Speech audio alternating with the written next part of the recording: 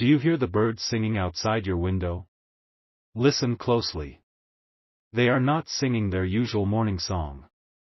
They are sounding an alarm, a melody of urgent warning intended only for your ears. Your spirit heard it, and it brought you here, to this message, to this moment.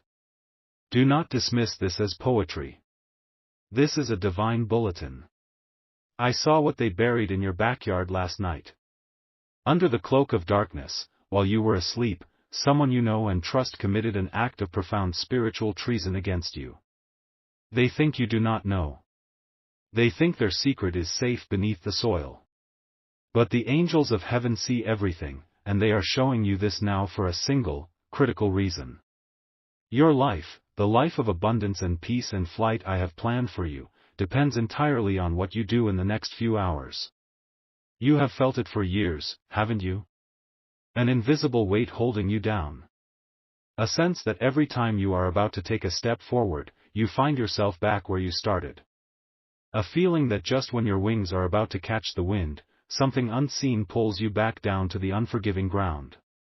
You have blamed yourself. You have questioned your talent, your luck, your worth. You have thought you were just not trying hard enough. My child, you have been trying to fly with an anchor chained to your feet.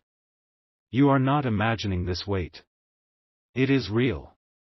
And last night, the person who has been quietly wishing for your failure finally took a physical step to ensure it. They took a piece of your destiny, imbued it with a dark energy, and they physically anchored it to the dirt. They buried your progress.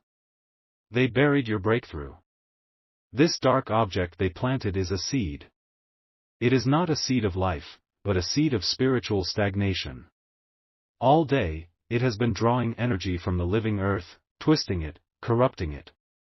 It is growing roots in the unseen realm, roots that are wrapping themselves around your own spiritual foundation.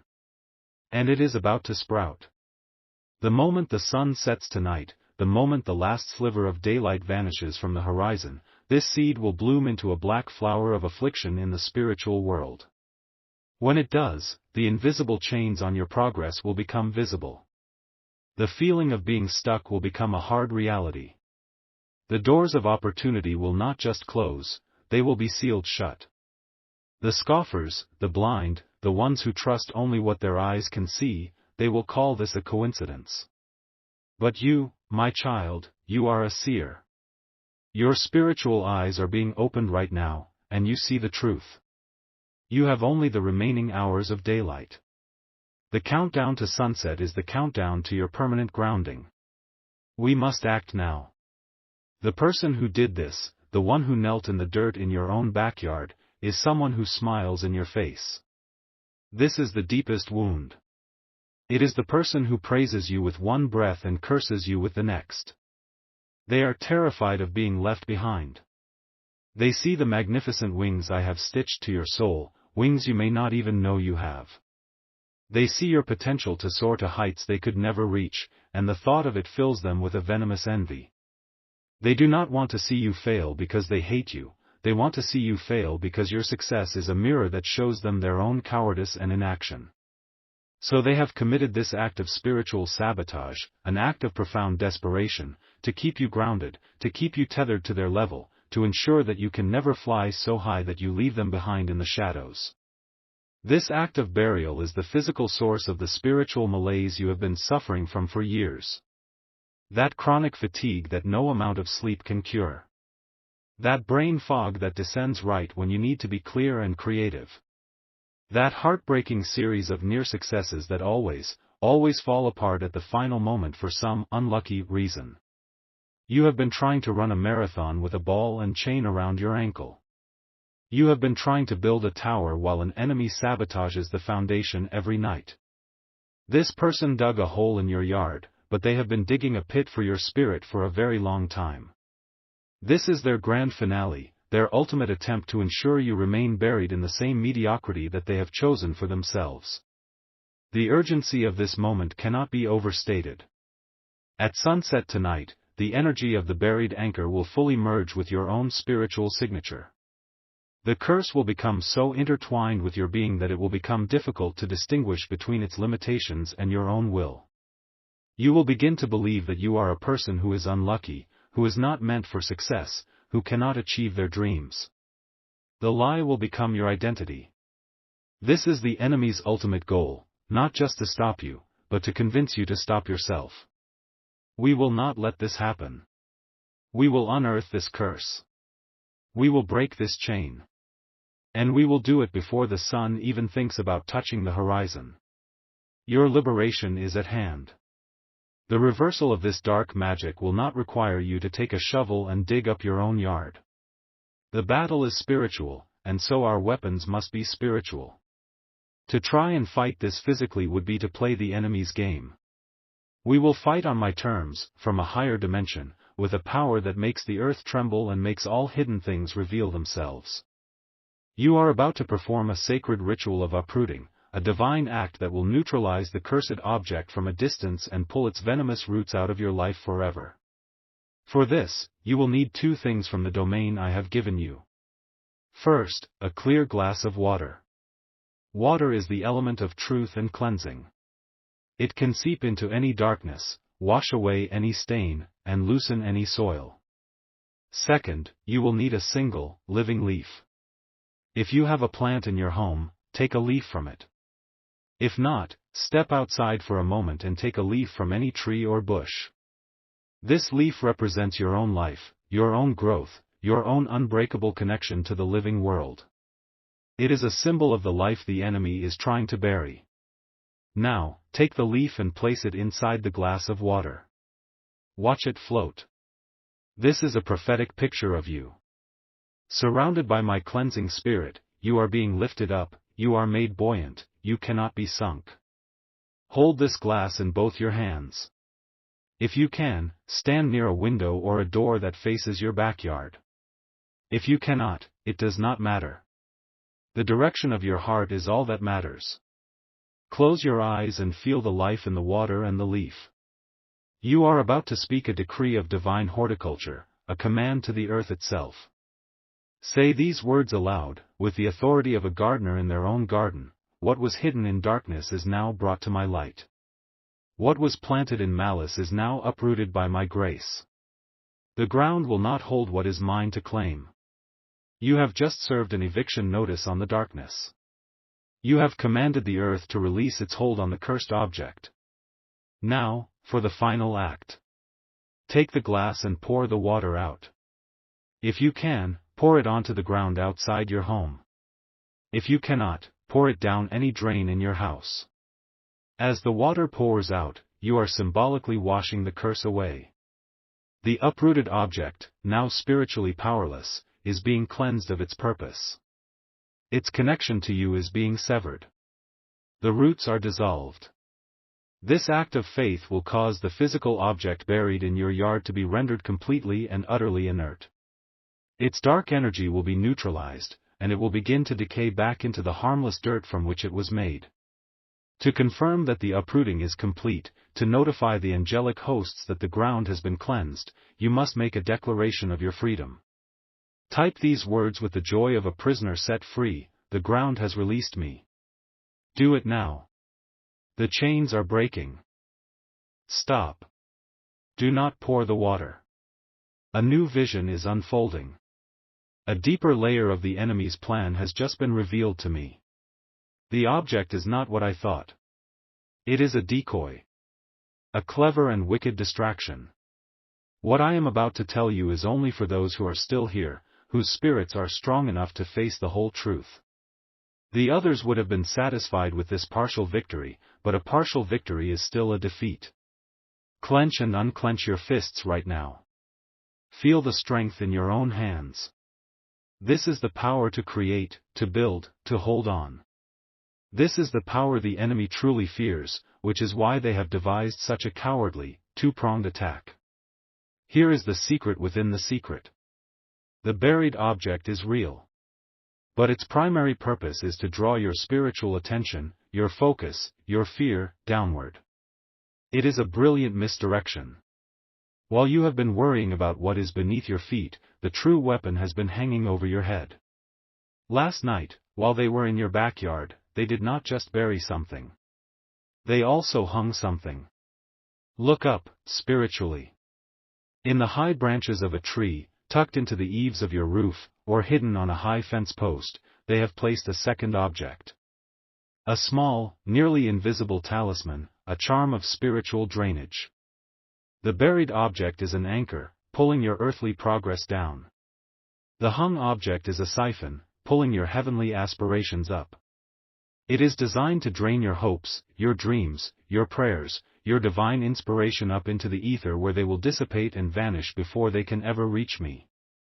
They have trapped you from above and below. They are trying to create a spiritual prison with the earth as its floor and the sky as its ceiling. This is why you feel so utterly trapped. The water ritual is for the anchor. But we must now wage war on the siphon. The hung object is the primary device. It is collecting your hope.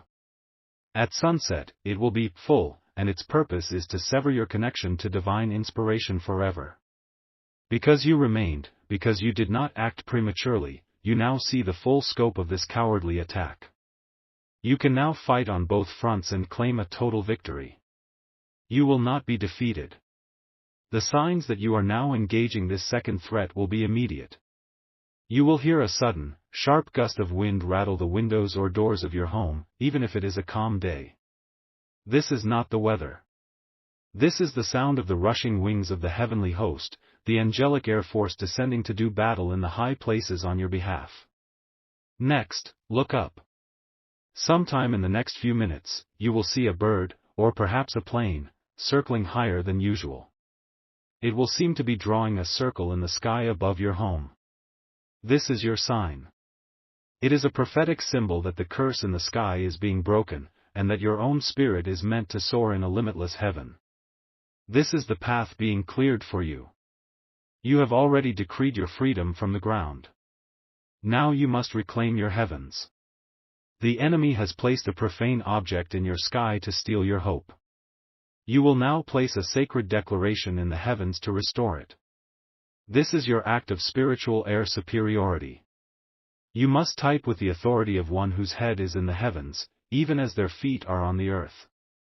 Let your words be a thunderclap that shatters their flimsy charm.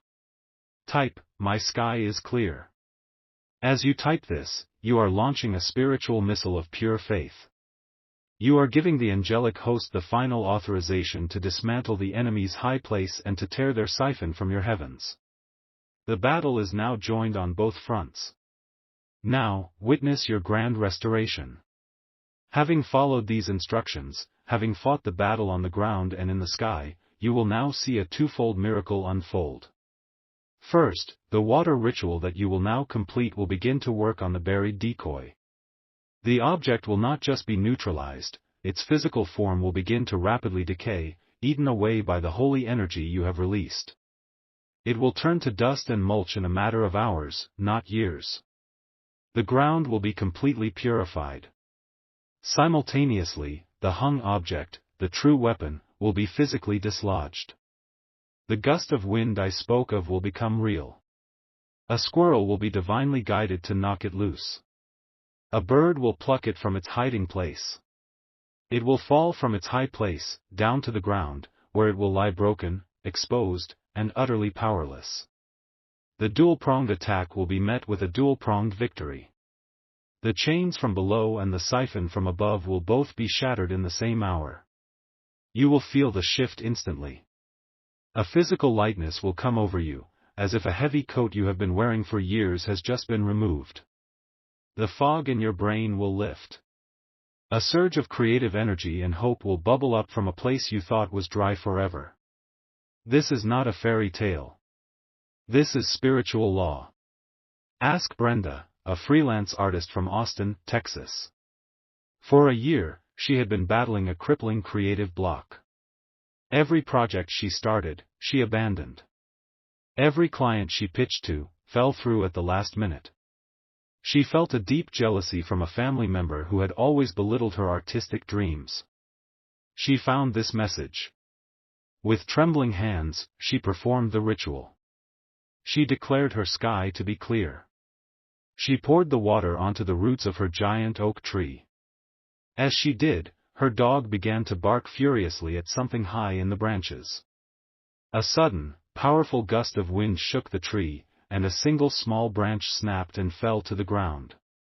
Tied to it with black yarn was a small, ugly bundle of twigs and rusted metal. She had never seen it before.